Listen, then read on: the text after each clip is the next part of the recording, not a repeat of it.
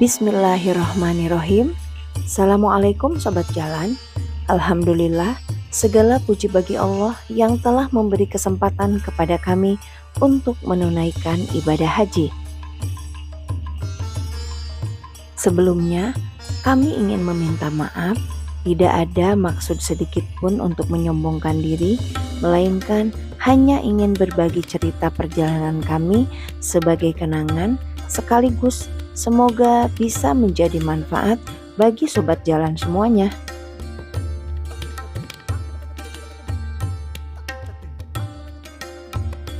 Pada episode kedua ini, perjalanan kami sampai pada rangkaian Al-Muznah, yaitu Arafah, Muzdalifah, dan Mina, tempat-tempat yang penuh makna, di mana jutaan jamaah berkumpul, berdoa, bermuhasabah, dan melaksanakan ibadah sesuai dengan tuntunan Rasulullah Shallallahu Alaihi Wasallam. Perjalanan menuju Arafah dimulai dari hotel tempat kami menginap. Dengan penuh rasa haru dan syukur, kami berangkat menggunakan bis yang telah disediakan oleh syarikah. Suasana di dalam bis begitu khidmat. Jamaah banyak yang memperbanyak doa, membaca talbiyah, dan menyiapkan hati untuk memasuki puncak ibadah haji, yaitu wukuf di Arafah. Sepanjang perjalanan, rasa lelah tergantikan oleh perasaan bahagia dan berharap semoga Allah menerima setiap langkah yang kami tempuh.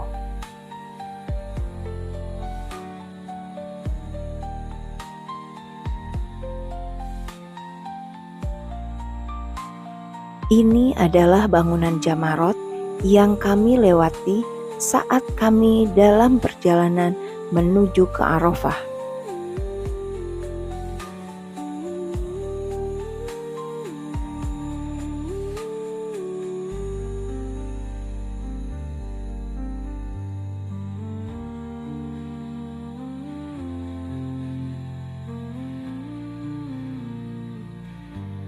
Kami juga melewati jajaran tenda-tenda Mina yang tersusun rapih dalam keadaan masih kosong karena seluruh jamaah terkonsentrasi dan bergerak menuju Arafah.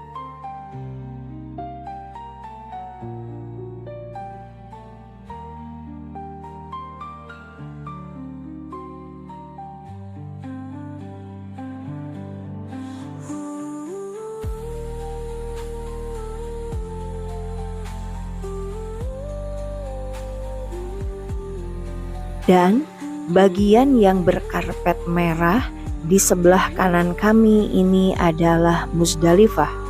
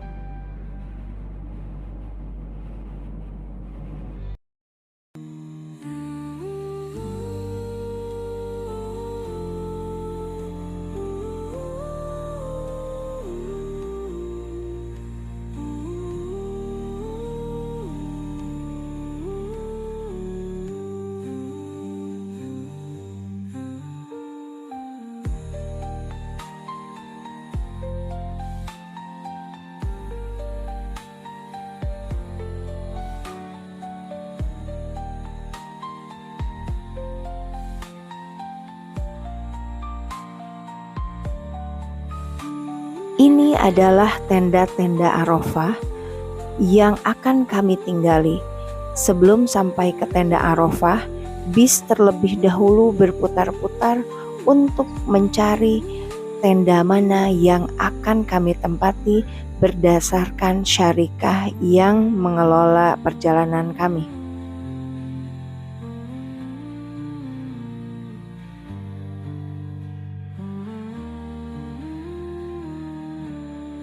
Dan disinilah Padang Arafah, tempat berkumpulnya jutaan jamaah dari seluruh dunia.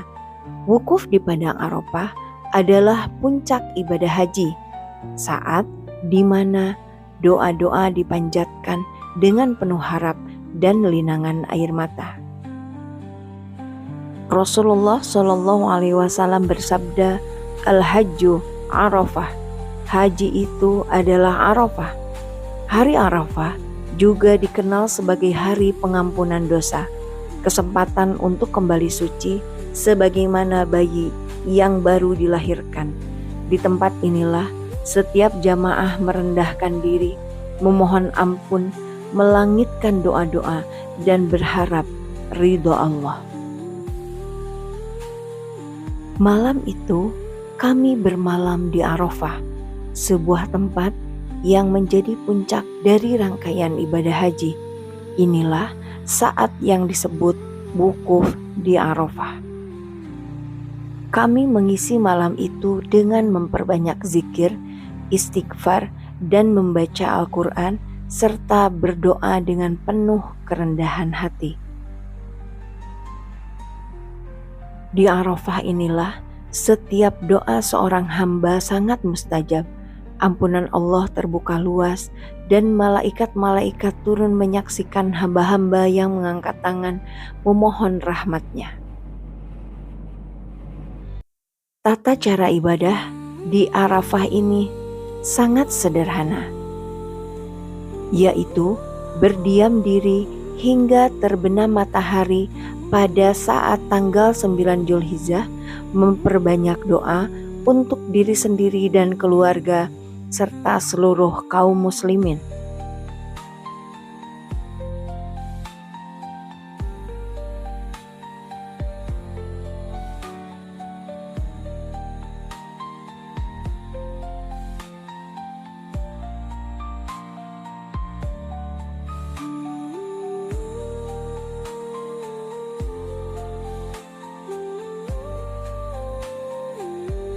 Pada tanggal 9 Zulhijjah, tepatnya di hari wukuf di Arafah, jamaah haji dari berbagai penjuru dunia berkumpul di Padang Arafah untuk melaksanakan salah satu puncak ibadah haji. Di saat inilah khatib menyampaikan khutbah Arafah yang memiliki makna mendalam bagi seluruh umat Islam. Khutbah Arafah berisi pesan-pesan penting tentang ketakwaan kepada Allah, penguatan tauhid, serta ajakan untuk selalu berpegang kepada Al-Quran dan Sunnah. Di dalamnya juga disampaikan nasihat tentang persaudaraan sesama muslim, larangan berbuat zalim, pentingnya menjaga amanah, serta menunaikan hak-hak manusia dengan adil.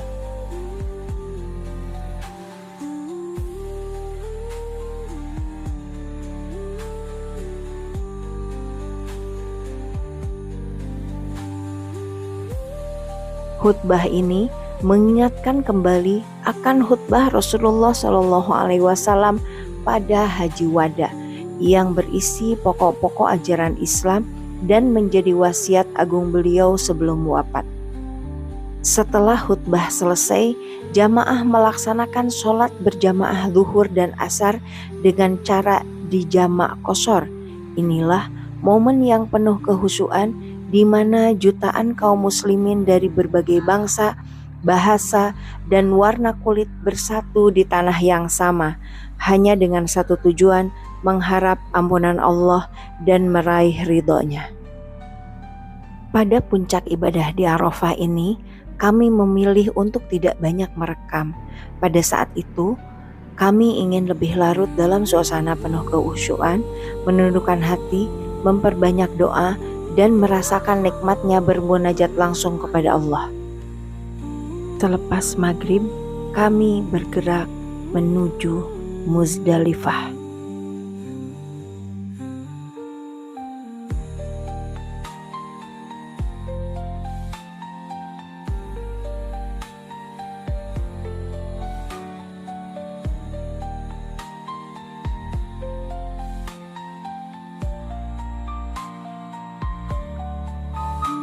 Banyak yang membayangkan bahwa bermalam di Muzdalifah itu adalah tidur di hamparan gurun pasir yang luas.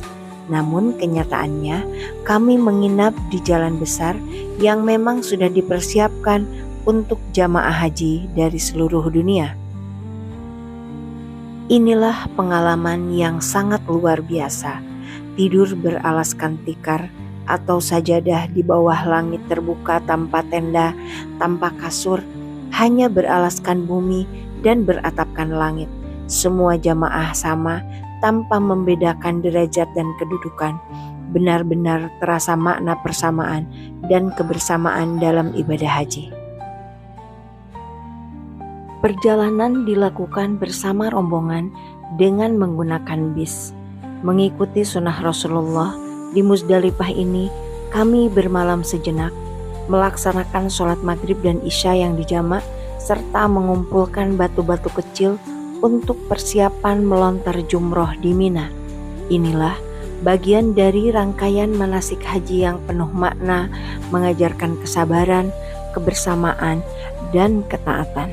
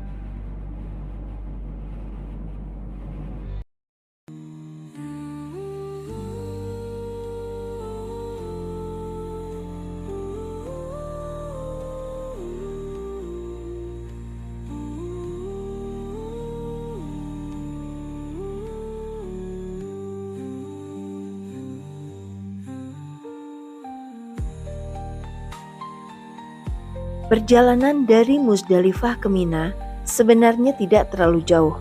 Namun, karena lautan jamaah dari seluruh dunia bergerak bersamaan, sehingga jalanan menjadi sangat padat. Banyak jamaah yang memilih berjalan kaki, sementara jamaah kami menaiki bus yang telah disiapkan. Meski jaraknya dekat, waktu tempuh terasa lama karena kemacetan dan arus manusia yang begitu besar. Inilah salah satu pengalaman haji yang berkesan.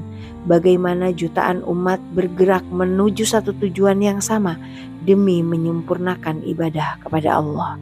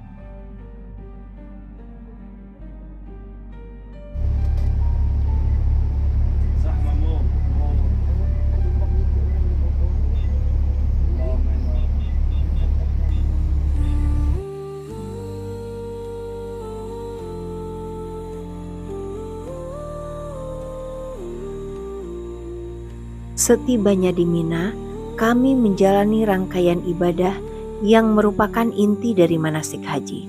Kegiatan utama di sini adalah melontar jumroh, dimulai dari jumroh Aqobah pada hari nahar tanggal 10 Zulhijjah, kemudian dilanjutkan melontar 3 jumroh, Ula, Wusto, dan Aqobah pada hari-hari tasyrik pada tanggal 11, 12, dan 13 Zulhijjah.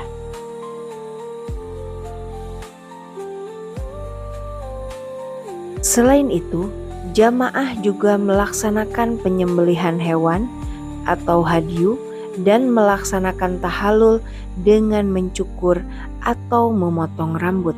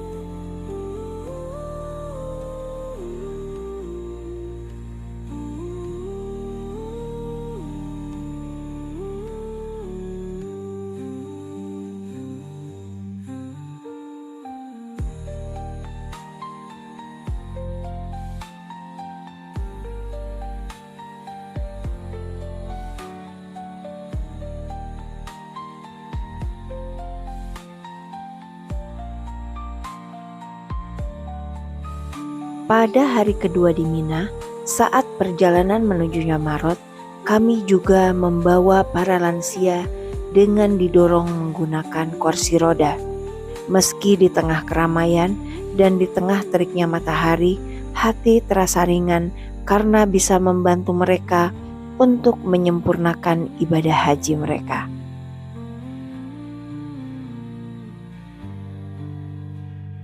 Setiap langkah dan setiap dorongan kursi roda menjadi pengingat bahwa haji bukan hanya tentang ibadah pribadi, tetapi juga tentang kebersamaan, kepedulian, dan saling menguatkan di jalan Allah.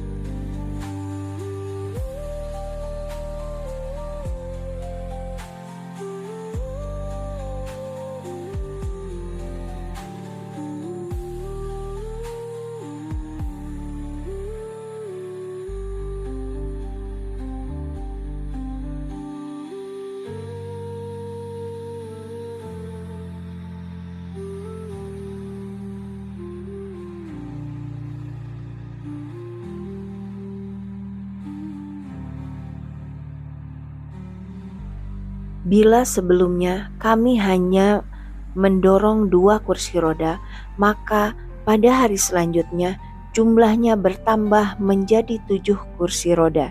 Semua itu dilakukan karena ingin merasakan kebersamaan dalam melayani para jamaah lansia dan yang sakit menuju Jamarot. Meski lelah, rasa letih terbayar dengan senyum mereka dan hati yang tenang karena bisa saling menolong.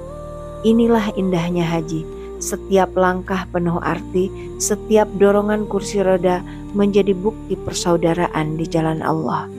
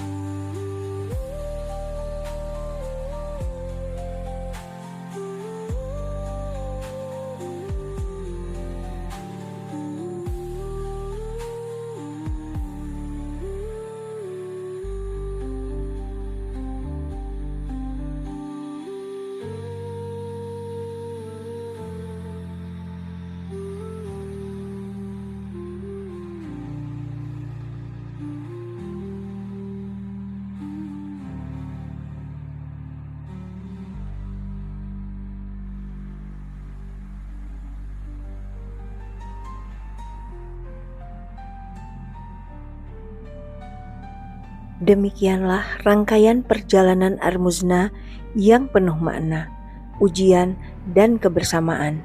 Dengan hati yang tulus, kami mengucapkan terima kasih kepada KBIH Persis Majalengka, Kementerian Agama Kabupaten Majalengka, serta seluruh petugas haji yang dengan sabar dan ikhlas membimbing serta melayani kami. Tak lupa juga kepada seluruh rekan jamaah yang telah bersama-sama berjuang dan saling menguatkan dalam setiap langkah ibadah. Semoga segala jerih payah kita ini menjadikan amal soleh dan haji kita semua diterima oleh Allah Subhanahu wa Ta'ala dan menjadikannya sebagai haji yang mabrur. Amin, amin, ya Rabbal Alamin.